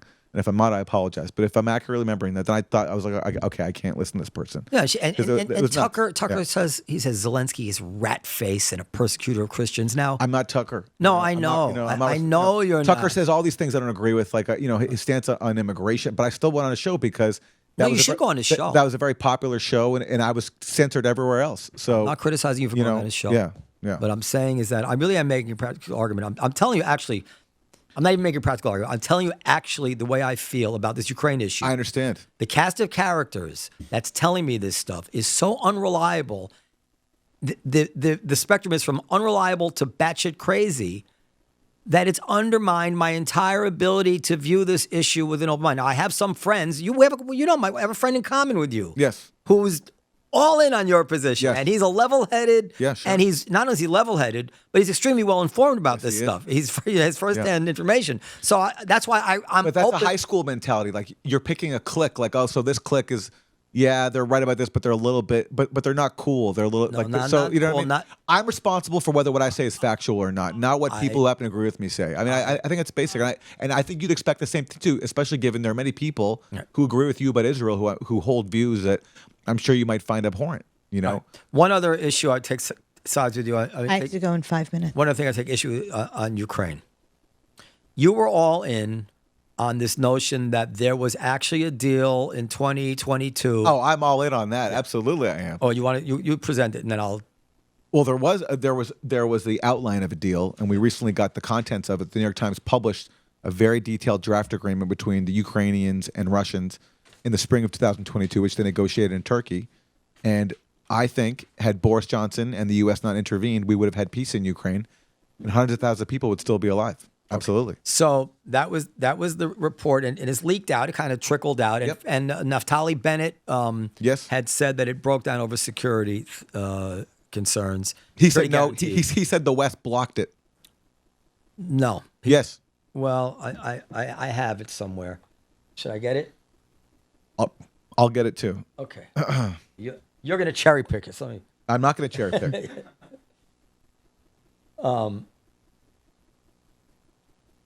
I need a touch screen. Not tell it. Ukrainian officials. There's so many sources for this now. He said, he didn't say blocked it. He said they stopped it. Because he said NATO states, quote, decided it is necessary to continue to smash Putin, which is exactly what Ukrainian officials said Boris Johnson told them when Boris Johnson came over and told them not to accept the deal. All right, this is his tweet. Or discouraged them from his tweet. He has a numbered tweet. Number one, it's unsure there was any deal to be made. At the time, I gave it roughly 50% chance. Yes. Americans felt chances were way lower. Hard to tell who was right. Number two, it's not sure such a deal was desirable. At the time, I thought so, but only time will tell. Yes, which is irrelevant to whether or not there was a deal, whether he thinks it's desirable. I'm just reading his tweet. Yeah, You can see pros and cons for each approach. Blah, blah, blah. Number three, he claims that Western security guarantees for Ukraine were unacceptable to the Kremlin, which saw such a clause as the equivalent of Ukraine NATO's membership. So not true. All right. So no, that's weird that it's number three. That may not be from. And by the way, it was the West that refused to provide the security guarantees. But Ukraine said, "Hey, if we sign this deal with Russia, will you give us security guarantees? And the U.S. and UK said no. So this is the end of the New York Times article that you just mentioned. Okay, Explain yes, it to me. Sure. So to the Ukrainians' dismay, there was there's various rounds of negotiation. The final round. To the Ukrainians' dismay, there was a crucial departure from what Ukrainian negotiators said was discussed in Istanbul. Yeah. Russia inserted a clause saying that all guarantor states, which includes Russia, including Russia, had to approve the response if Ukraine were attacked. In effect, Moscow could invade Ukraine again and then veto any military intervention on Ukraine's behalf, a seemingly absurd condition that Kiev quickly identified as a deal breaker. And his quotes here. It quotes the guarantor states, Ukraine agree that in the event of an armed attack on Ukraine, each of the guarantor states, on the basis of a decision agreed upon by all the states, will provide assistance to Ukraine. And then the New York Times starts again. With that change, a member of the Ukrainian negotiating team said, we had no interest in continuing talks. So this seems eminently reasonable to me. If Russia wants to insert a clause that says we have to be part of the unanimous group that decides when the security guarantees take effect, then that's not a deal we can take seriously. So again, like, I could certainly believe that we, like, listen, can I tell you something just so you know? Yeah. I think that the ship has sailed on any notion that Ukraine is going to oust or expel Russia from this territory. Mm-hmm. I think they have to make a deal. I think it would be great if from this Ukraine actually gets its own autonomy. Mm-hmm. Kissinger, before he died, thought that maybe if Russia keeps all the territory, Ukraine could even join NATO. There was a time when we all kind of thought they might just pull this off. Mm-hmm. That ship has sailed. Mm-hmm. I'm all in the camp of making a deal now. As a matter of fact, when I have conversations with pro-Ukraine people, I'm like, do you actually think Ukraine's going to win this? They start double talking. So I think at this point in the conflict, I'm probably very close to where you are. Yeah. However, 2 years ago, I wasn't. And I'm also moved by the fact that while we're complaining about how this is affecting America, these people are dying. And now polls in Ukraine show that their support for the war is hovering now like 47, 53%, something like that. A majority wants negotiations now. Yeah. But 2 years ago, that was not the case. That's true. 2 years ago, they were behind it. Those polls, by the way, excluded the areas of the Donbass that were a part of Ukraine. Remember, they're going to go to Russia anyway. Well, exactly. So what I'm saying is Ukraine's not a monolith. But right. And so the bravery of a people that wants to pivot history in a different direction, and they're not naive people, and they knew they were risking Putin here, and all the Niet means Niet memo that everybody points to, where the Burns and the CIA warned that Putin might intervene. He didn't predict an all-out invasion like this. They were seen more to be implying, intervening in the Donbass. Yes, correct. So, and nobody really saw this coming. And as far as your people, this is the first time I ever respect intelligence, right? I mean, most intelligence is bullshit. And who else had bad intelligence? The Russians obviously had terrible intelligence because they thought they were going to take Ukraine in 3 days or something. And here they are 3 years later. I don't think they thought they would take Ukraine in 3 days. I do think they thought they'd have an easier time. But, yes. But this claim that they didn't expect this. No, yeah, correct. But I don't think that, because they also didn't send in enough troops to take Ukraine. So I think the point of sending in troops was to actually force the negotiations that Ukraine was refusing before, because there's a bit of context here, and then we'll get to the... We have to wrap it up, but go ahead. You can say whatever you want. There's something called the Minsk Accords, which were reached in 2015, which was the... Kind of like ceasefires between the separatists. Yeah, to end the fighting that began after the coup in 2014. Yeah. And the premise of Minsk was that Ukraine would recognize some limited autonomy for ethnic Russians in eastern Ukraine, let them speak their language, let them elect their own judges, and they would also basically have a veto over Ukraine joining NATO. Uh-huh. Ukraine refused to implement the agreement that it signed. It refused to negotiate directly with the rebel leaders, calling them all basically Russian puppets. Yeah. And after years of avoiding the Minsk Accords and also accelerating their attacks on the Donbass, threatening to retake it by force, talking about joining NATO, then Russia, all those series of events led to Russia invading. And after Russia invaded, talks immediately began between the two sides. Like days later, which shows you that Russia was trying to make a quick deal. Russia was trying to get basically Ukraine to implement the Minsk Accords, which it refused to implement. And a major reason But why you've said Russia shouldn't have invaded. You've said that. I wish they had found a different way to resolve their grievance. I think they have legitimate grievances. I don't think that force was the only answer. I don't think they had to invade. I don't, there you can go through the evidence. There was an increase of shelling by Ukraine of the Donbass before Russia invaded. Ukrainians were talking about taking back Donbass by force. Neo-Nazi leaders were threatening to kill Zelensky if he went ahead and implemented the Minsk Accords, which put Zelensky in a tough position, especially without the support of the U.S. in having him implement Minsk. But regardless, after the war, you have these talks. They're very substantive. You have these draft agreements, and they result in this agreement in Turkey. Yeah, but I just read to you what. Yes, why I know, and so that seems reasonable to me. Okay, so yes, it doesn't seem. So now we reasonable have to this you? new excuse where all of a sudden, the last minute, Russia tried to insert this clause that would have neutralized Ukraine's own self-defense if Russia invaded again. That's the new excuse. That's not an excuse. That's the Times printed the document. That's the Times characterization. Let me give you. No, it's not. They actually have the document. Yes, I know they do, and I'm gonna quote you something else from the document that I think undermines. Not the the characterization. It's the document. It's actually this claim that the talks broke down because Russia inserted this clause. That's a characterization. That's a characterization. Yeah. Yes. And note, first of all, this is a brand new excuse. The first excuse we got was because there were alleged Russian atrocities in Bucha. No, this was the excuse I heard 2 years ago from Bennett that it broke down over security guarantees. Well, over Western security guarantees, yes. But the thing is, the problem there is the West refused to provide the security guarantees. That's the part that he left out. Anyway, but what the Ukrainians said was that the talks broke down because of alleged atrocities in Bucha, and then they said also like we couldn't trust Putin anyway. And now we get this brand new thing about yes, Russia tried to insert this clause where basically Russia could veto Ukraine's ability to ask other people for help in defending itself. The problem with that, though, is earlier on in the treaty, and this is the part that the Times ignored in its characterization, it calls on any guarantor state or party to the treaty, including Russia, quote, to refrain from the threat or use of force against Ukraine, its sovereignty and independence, or in any other matter inconsistent with the purposes of the United Nations. Okay?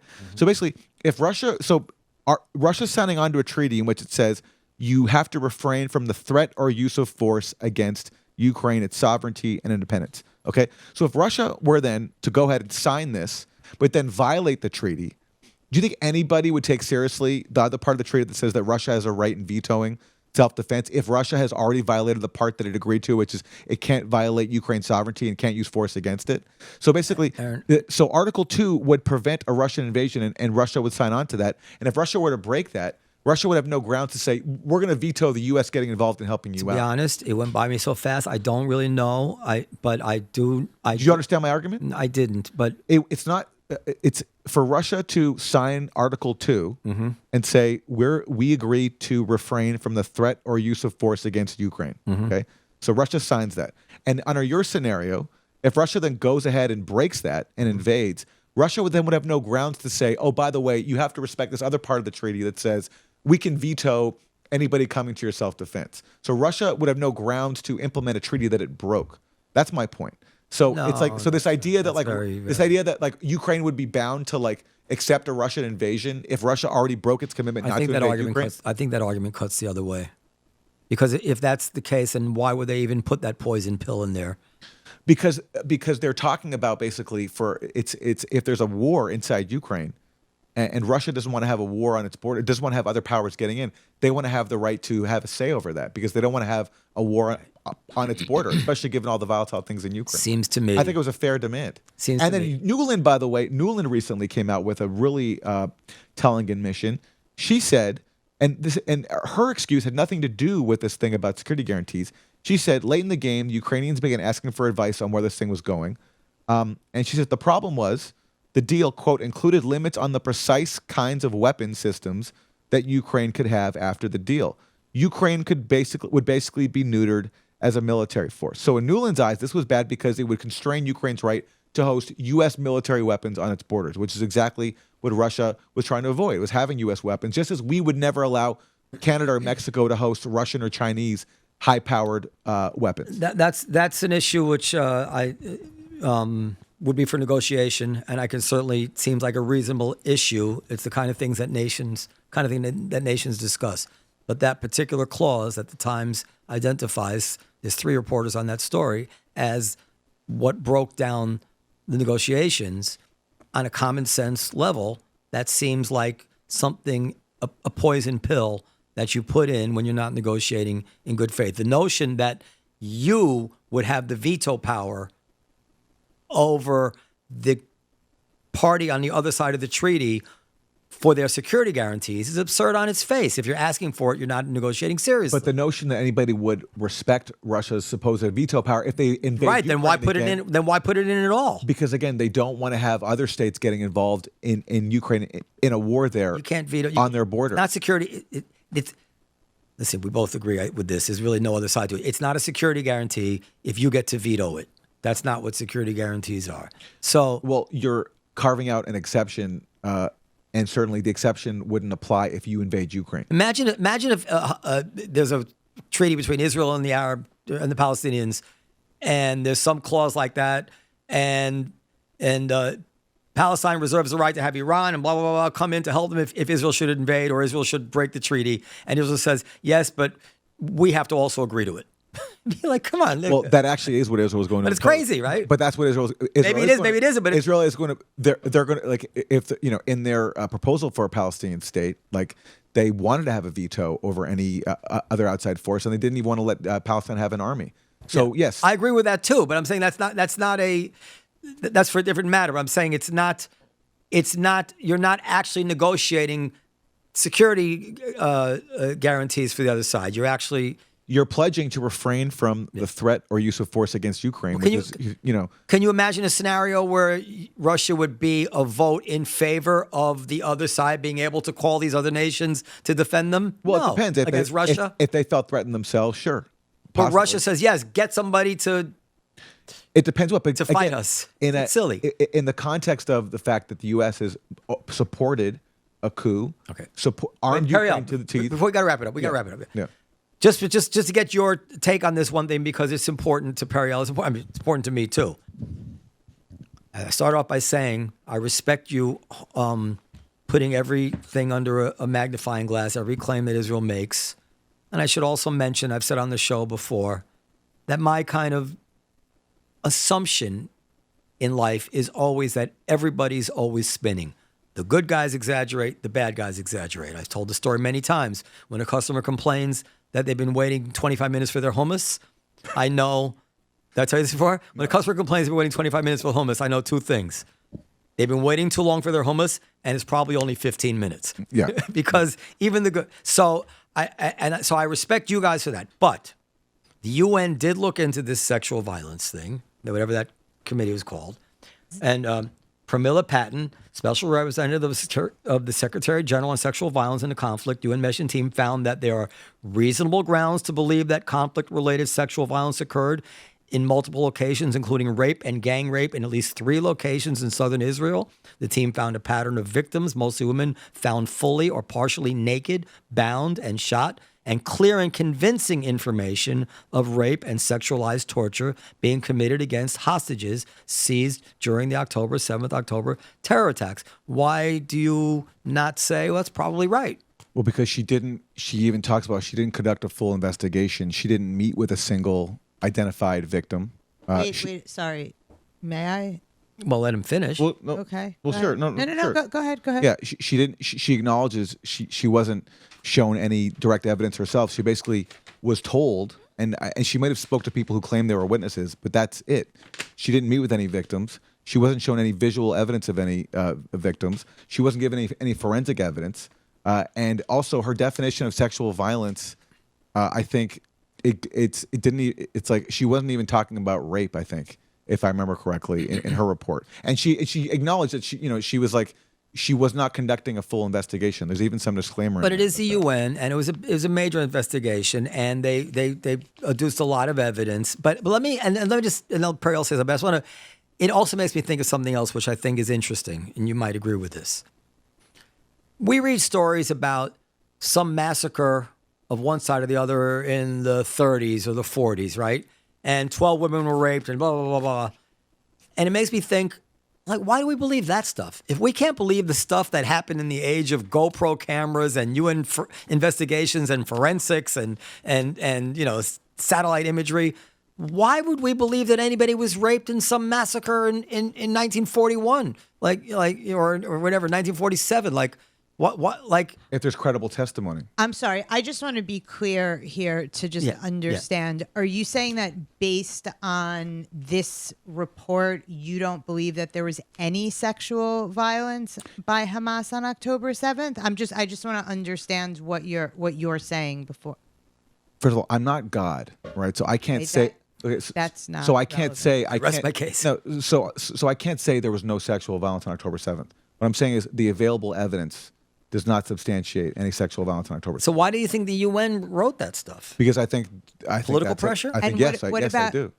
I wish they can't bring political pressure to favor Israel and anything else. I know that this was like I thought you were half kidding. Like I didn't even realize that like this was like a real conversation. I mean, there's been like full testimony from women who've come out of Gaza who have said that they were. I'm not talking about people taken captive in Gaza. I've never questioned those claims. Oh, okay. That's a I case see. where you have someone claiming.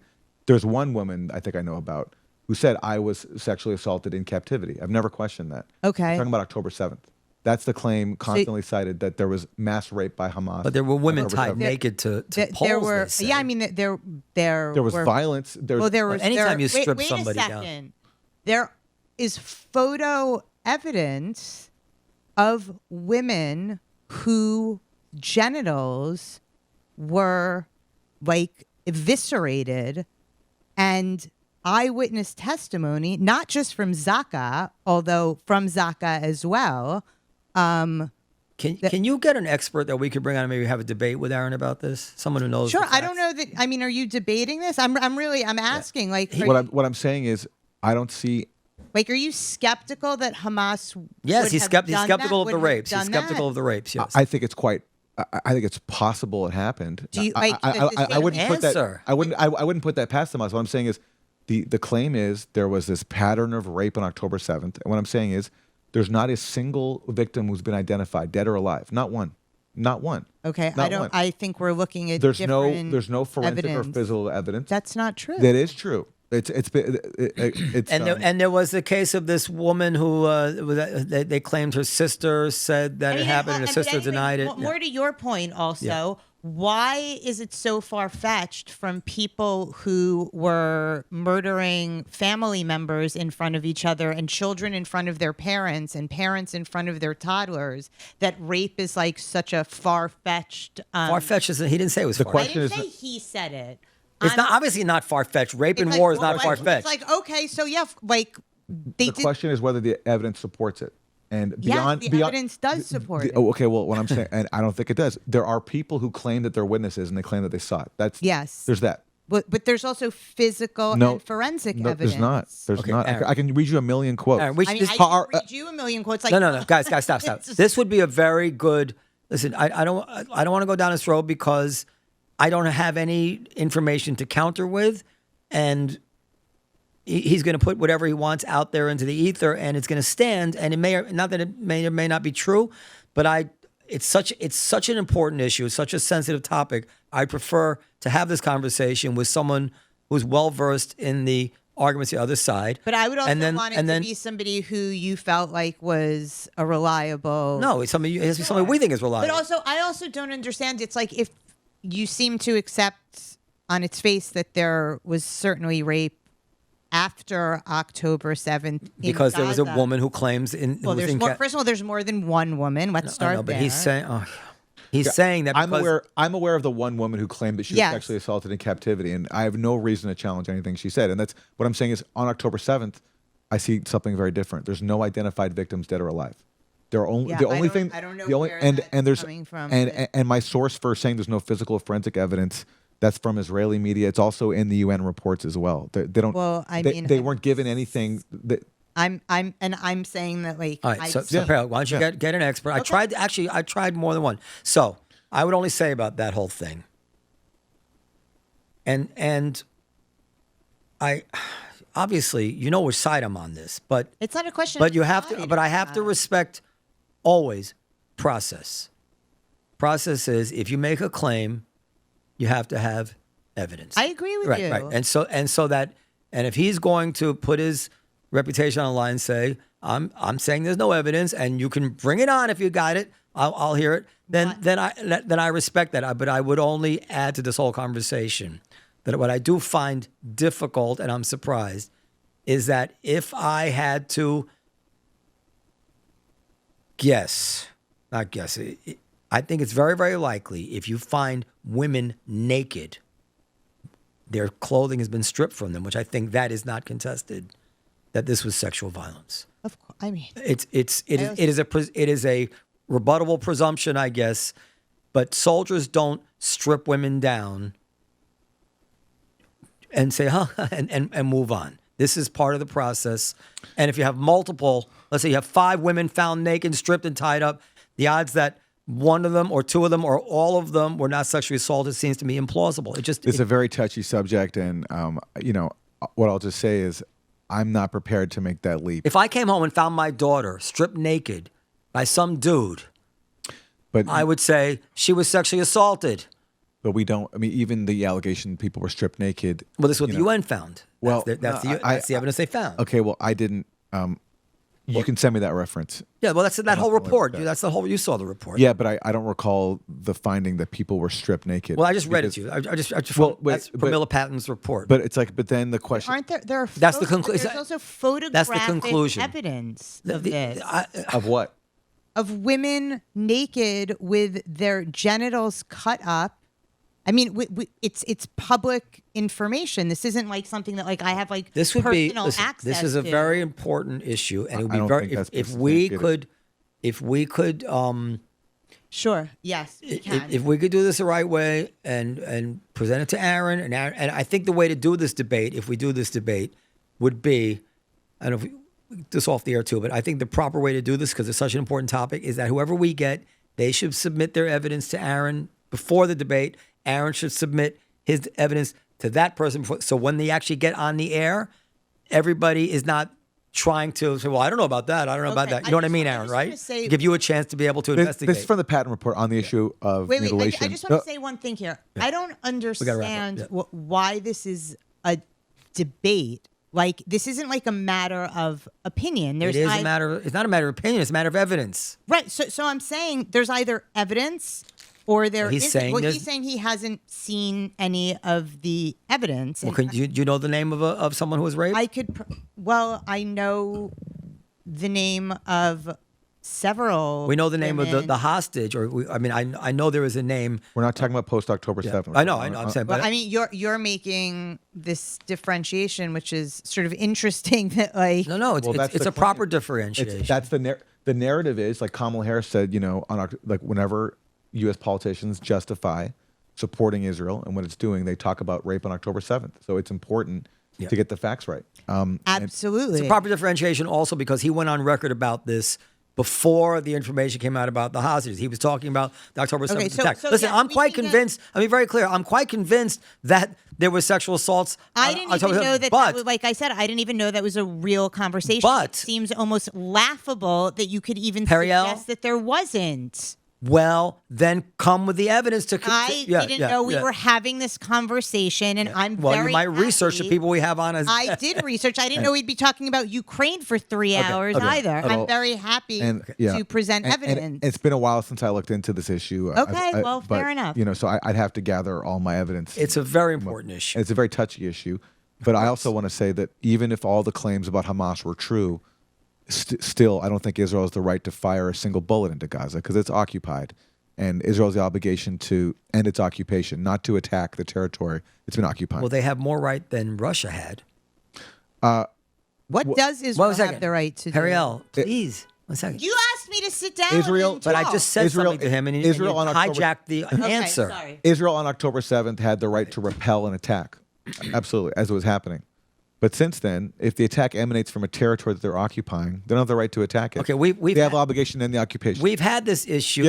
We've had this debate about international law. I think your case is ridiculous. However, and I checked it with I checked it with I'm debating whether to say that. I checked with international lawyers at Columbia. They think it's ridiculous, but Michel Paradis, you know who he is, the Columbia international lawyer. I've heard the name, I yes. interviewed him on the show. He thinks Yes. it, but that's not really what I want to say. What I want to say is this: it galls me that the people who claim that Israel had no right to fire a shot after October 7th, and Finkelstein is like, they say, well, you know, Putin had the right to go and invade Ukraine. Like the notion of self-defense in the context of occupation, these are weird international issues, and international lawyers can disagree.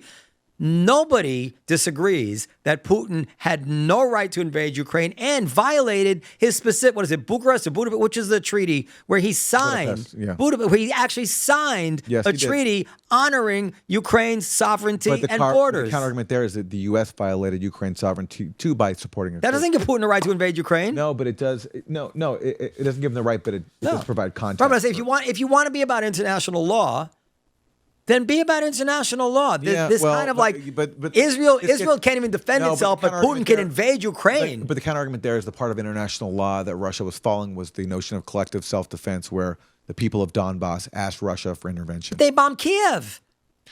Well, yeah, they bombed outside Kiev. Yes, they did.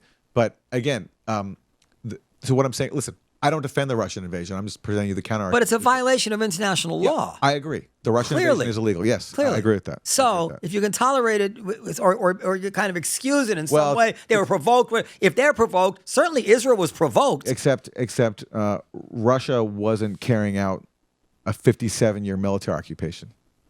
Everybody's got, listen, you can make whatever distinctions you want, but that's not the way the law works. Well, I do think that there's something in the law about there has to be some good faith efforts to resolve a conflict. I do think Russia actually did make good faith efforts by supporting the Minsk Accords, by making offers to the U.S. Israel, by contrast, didn't. Okay, there was a much brighter line. Yeah. Or to not be continued. I'm fine to never talk about the issue because it's such a toxic issue and it's very sensitive. Well, no, I think it's but really, maybe one day. Yeah. I would like really to. Important now that you've roped me into. Well, this I've asked you a few times. I've asked you to get one of these people on. There's a woman who did a documentary about the sexual violence because I would like to know the details. And you know, are you talking about Sheryl Sandberg, whose documentary relies on some of these same discredited Zaka witnesses, purported witnesses? But let's not discredit all of Zaka, though. I will discredit all of Zaka. That's crazy. Well, I think they're a shady organization founded by a sexual predator. I don't know. Frankists? Listen. More than anything, I'm not saying they're. I mean, who's more the than sexual anything, predator? The co-founder who. Careful, you can get. I mean, no. If you're gonna call somebody a sexual no, I'm saying for his sake. The leader of Zaka, who he was alleged, he was mixed up in a lot of, I think, confirmed sexual impropriety, including with, like most people in Hollywood. Well, yeah, okay, yeah. Listen, I want to say, truth is really what matters. Truth. You are a prominent person who is associated with this case on the other side, and if there's somebody that who has evidence that it did happen, we would be doing a service to the world. I don't want to exaggerate it, to air it out and see if there's common ground, because this is an urgently important issue to know. I just have one question. I want to know what kind of evidence you would consider like a reliable eyewitness source. testimony. Wait, no, I'm asking. Well, if there's eyewitness testimony, it has to be corroborated by something that would help. So, for example, if they killed her after they raped her, that's going to be hard. One of the key eyewitnesses said that she also saw 3 severed heads. Okay. So where are these heads? Okay, but now you're going off topic. Well, no, he's not. That's an example of how eyewitness testimony can be corroborated. I asked you a very clear question. So, what kind of evidence? You don't have to answer me right now. Forensic evidence, physical evidence, visual evidence. Okay. Of which there's 0 so far. Right. On I'm October saying 7th. there is certainly not 0. Okay. All right. So we'll disagree on that. Yeah, I get it. We have to go, but we do have to go. I really have to go. The notion of if it's true of women being stripped naked and found dead, bound, I think this speaks for itself. I just do. Okay, so we'll disagree there. I mean, you don't think so? If we walked into an apartment in New York City, and we found a woman bound and stripped naked. Could you get a conviction in court with that? Okay, but we're not in court. Well, we are in court. Your opinion. Well, so like, would you? I'm not going to make assumptions. I'm not going to make assumptions. I'm not going to make Well, assumptions. one second. Hold on. Period. You could get I don't know if you could get a criminal conviction on that, but you could certainly get a civil conviction on that. And it's certainly more convincing for some sort of crime, like for more home convincing invasion than the and evidence, abuse, but not necessarily rape. You know, more convincing than the evidence than this woman had against Trump in the dressing room. But when you have multiple people like this, obviously the odds increase that a certain number of them were sexually assaulted. People don't strip other people naked and bind them in violent attacks without committing sexual assaults. So, and even that claim, the problem is the Patton report. There's If two the claim UN is not reports. true, that's something Well, but also it relies entirely on what the Israeli government essentially told Patton's team, and cooperation was limited. And there's been a lot of work done on this that I haven't done. Other people, Finkelstein, for example, has looked at this. Other people too, but we can. Yeah. All right. Listen. We can save that for another time. All right.